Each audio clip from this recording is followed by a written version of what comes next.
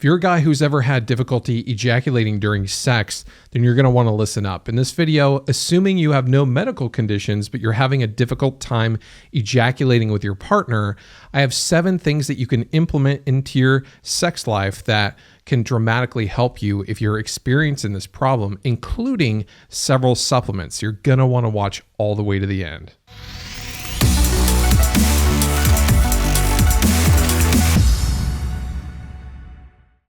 Hey guys, Jason Julius here, and in this video we're going to talk about 7 things that you can do or implement into your sex life if you are having difficulty ejaculating.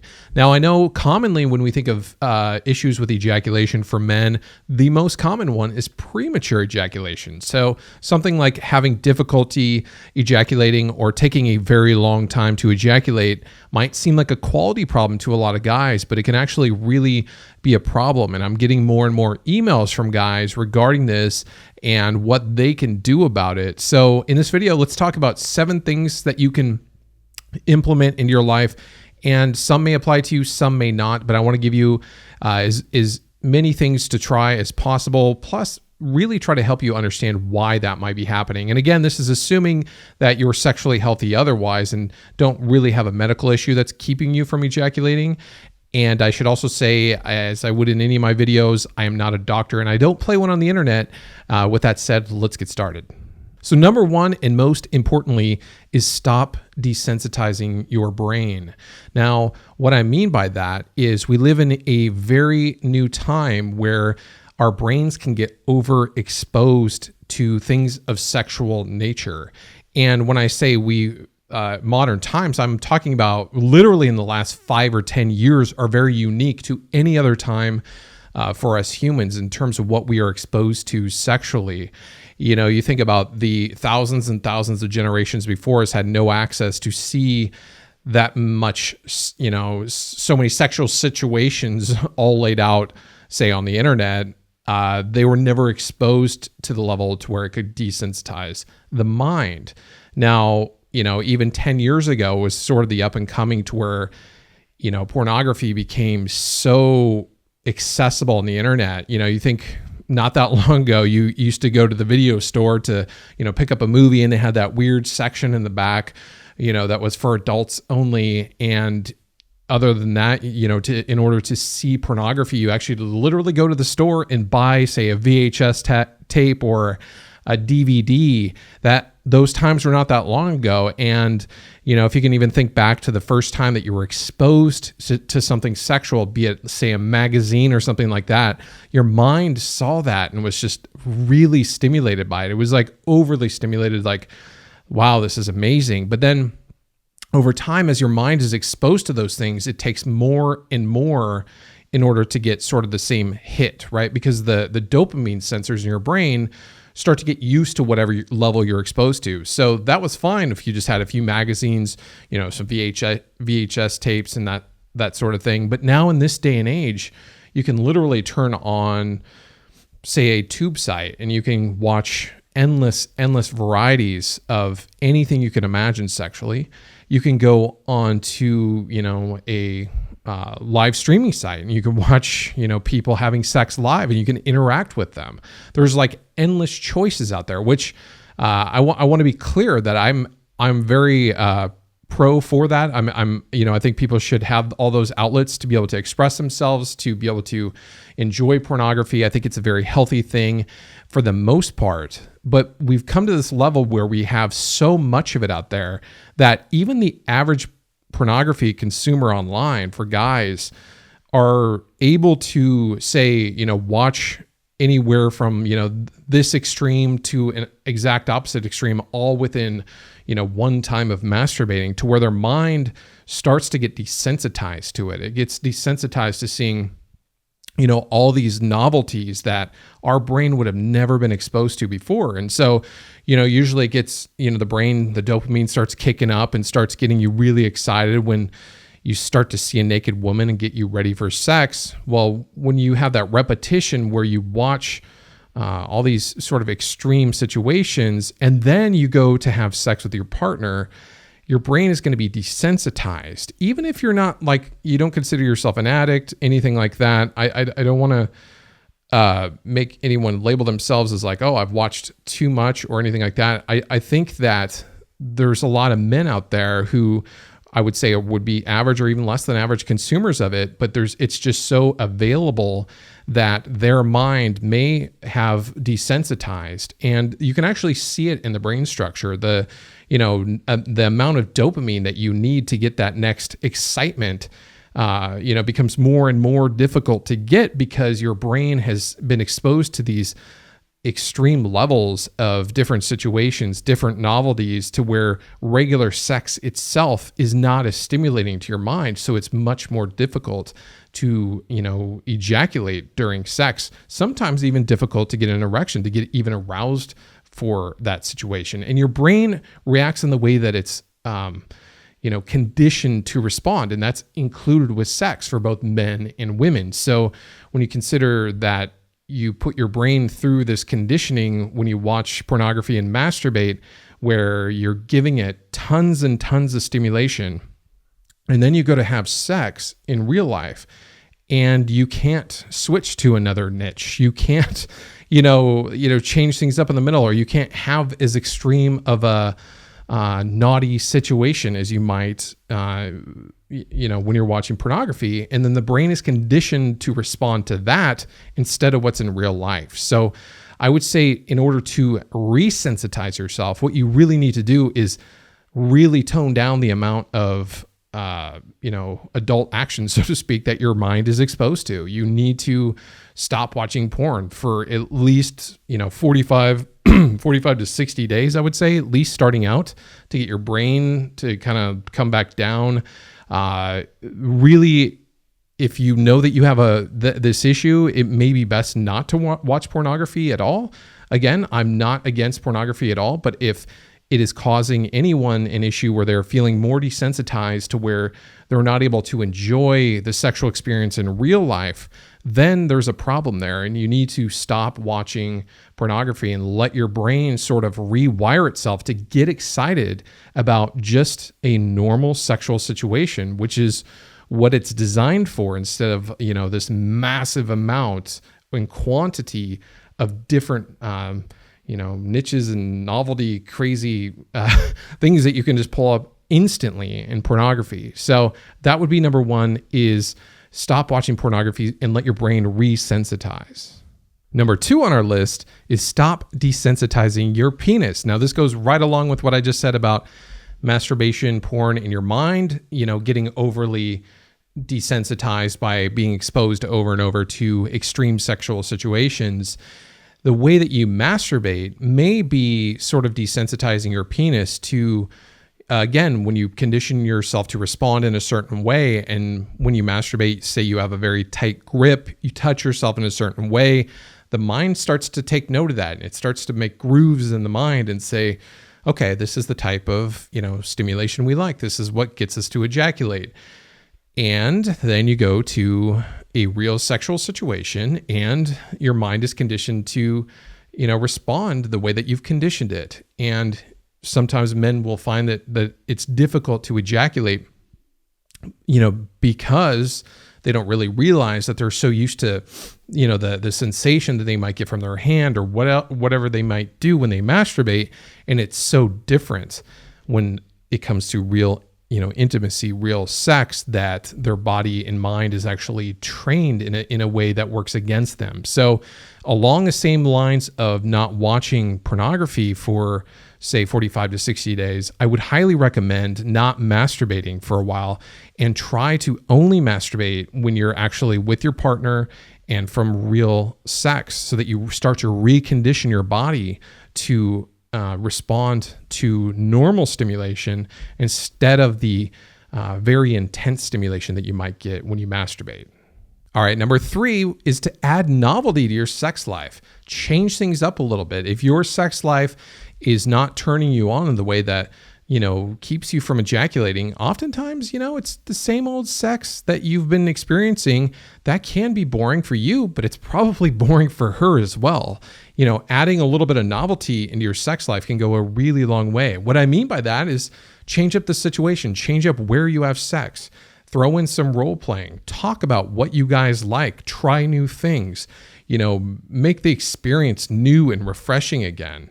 And that can go a long way in getting your mind excited again, because the same mundane end of the day, just put the kids to bed for some people, and then they try to go through the routine. That's not enough to stimulate you, especially if you're used to the high stimulation you might get elsewhere from, say what you watch online. And that's understandable. It makes sense. But you got to take that effort to add a little bit of novelty into your sex life, and it'll go a long way for you and your woman.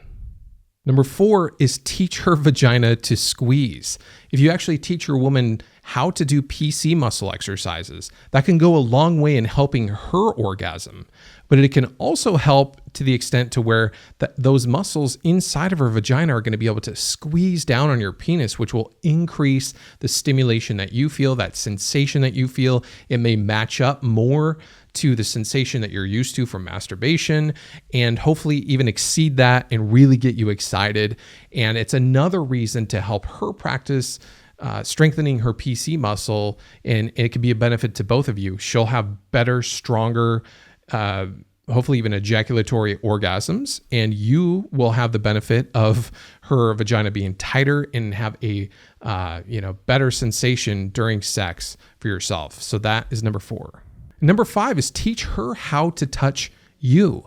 Nobody's better at touching your penis than you are. You've been doing it since you started masturbating, probably when you were a teenager. You know how to get yourself off. And so why not teach her to be just as good, if not better? I think some men are shy about, say, teaching her what you like, and not necessarily shy. They, maybe assume she should know. And if she doesn't, it might seem weird to actually show her that. But I think she would really appreciate you showing what really turns you on, what you want her to do. And it, again, adds a little bit of that novelty in of itself, and you can experiment. And maybe she can even discover a way that you like to be touched that even goes beyond what you've discovered for yourself. But nobody knows your body the way you know it. So you have to be open to sharing that experience and what you like with your partner. Number 6 is another big one, and that's stop thinking during sex. Now, for a lot of us logical guys, sometimes we have a hard time getting out of our head. Well, there's no better way to interrupt your own ejaculation than to think too much. It's not much different than when we talk about a woman interrupting her own orgasm or not being able to get to orgasm because she can't quiet down her mind. Oftentimes, that can interrupt us guys as well. You think about that conventional wisdom for men to just think about baseball and they won't ejaculate if their problem is premature ejaculation. Well, I would say that there's much better ways that you can overcome premature ejaculation than that. But the reason is because, your mind goes to something non-sexual and it completely interrupts your ability to ejaculate to a certain extent. And for men who already are desensitized, both mentally or physically, or, any combination of things, if they're also thinking too much, well, that's just going to add fuel to that fire. So you have to learn to become very present. You have to learn to, relax. And I bring this up because I know a lot of my clients are the type who are more givers than receivers, right? They want to give their women orgasms, which I love. I think that's amazing, but it oftentimes leads to a lot of conscious thought. So you're wondering what she's experiencing. You're wondering if she's liking what you're doing. And you have to have that, selfishness, so to speak, to, dive into your own pleasure as well. You learn all these skills maybe ahead of time and you apply them during it. But during sex, it's about enjoying your pleasure and her pleasure at the same time. And you need to be able to tune into that. You can't do that if you're thinking too much. So that's a really big one, is to learn to be present and not think too much while you're having sex. And number 7 is support your dopamine levels, right? So dopamine actually plays a really big part in ejaculation. It's actually one of the key neurotransmitters in stimulating orgasm in both men and women. So you need to make sure that your dopamine levels are, adequate. And so again, talk to your doctor, make sure that, you share these concerns with your doctor and what you might want to do. And they may have some suggestions, but my suggestion is to feed your dopamine the things that it needs in order to be there for you, to feel stimulated, right? And so I recently had started taking some precursors to dopamine more from a nootropic standpoint and like a cognitive function standpoint. But one of the sort of side effects, so to speak, that I discovered is that it makes every sexual situation seem very almost extreme to the mind again, almost like when you're younger and you first see that picture in a dirty magazine and you're like, whoa, you just feel like overly stimulated by the smallest thing. It may not be to that total extreme, but it makes every little situation seem more intense, more sexy, and more of a turn on when your dopamine is really on point. And when you feed it those precursors to dopamine, your body's able to produce dopamine. Even if you're desensitized, it can, and particularly if you're desensitized, it can help you be at an adequate level of dopamine just when you're exposed to a normal sexual situation, you're having sex with your partner, it's going to feel more exciting to you. So one of the supplements that I would recommend trying is a supplement from Natural Stacks. It's called Dopamine Brain Food. This is one I took for cognitive enhancement, but found that it has that added side effect of making every sexual situation seem just a little bit more exciting and things like that. I want to point out there's no magic pill that's going to just solve this. This goes along with resensitizing yourself. If you start to take any sort of pill to maybe say support your dopamine levels or whatnot, but then you continue to overexpose your mind to a ton of sexual situations and it's desensitized, it's still just going to be desensitized. In fact, it's going to not only be desensitized, but it's also going to want that extra push from the supplement. So this is support for you while you're trying to resensitize your mind. You're going to feed your system things to allow it to get adequate amounts of dopamine and get excited, and ultimately with the hope that you get resensitized and you don't need anything, right? And so these are sort of crutches to help you get there. I don't want this to be, oh, now I just have a magic pill and I'm good. I want you to understand how the mind and body works in any sexual situation, but particularly when you're trying to figure out your own body, your own reason for not being able to ejaculate quite as easily. You need to watch so you're not going down that bad rabbit hole again. You need to do the combination of these things. But again, I think that these things will really serve you. So the Natural Stacks Dopamine Brain Food is the first one I want to recommend. Now, the second supplement that I want to recommend is Mucuna pruriens. We're going to call it Mucuna. It's a natural way to get L-Dopa, which is a precursor to dopamine. So it's like taking, or feeding your brain the things that it needs to make dopamine naturally. Now, this one, does this one have any advantage over, say, the one I mentioned before? I think it's really just going to be up to you, what works best for you. But I think a lot of people like the Mucuna because it ups the dopamine levels. And, there's men and women have talked about how it makes their orgasms more intense, makes it easier to orgasm. Men who have premature ejaculation warn against using it because it actually makes you ejaculate faster. And if you already have a problem with that, obviously you don't want to take it. And so I think that it's worth maybe trying that out and check and see if it's available in your region. It may not be available everywhere. It is in the United States. But it is another way to support your levels of dopamine and get your mind what it needs to get excited as you get yourself resensitized. And it's something else to try out. Okay, guys, so that's 7 things to try if you're having difficulty with ejaculation. I hope you got a lot out of that. One other thing that I do want to talk about is antidepressants. Antidepressants can be another reason men will sometimes find it difficult to ejaculate. And the reason is when you increase serotonin, it's sort of the opposite effect of the dopamine. It actually inhibits ejaculation. So if you're on an antidepressant that is one that increases serotonin or the reuptake of serotonin, that can be something that can cause issue with you being able to ejaculate. So I wanted to bring that up. It's something that you'll want to talk to your doctor about. And if the antidepressant is something that you and your doctor feel is, something that's gotten you to where you need to be and you're okay with slowly weaning off of it, it may be that motivation to, take it down a level if you can.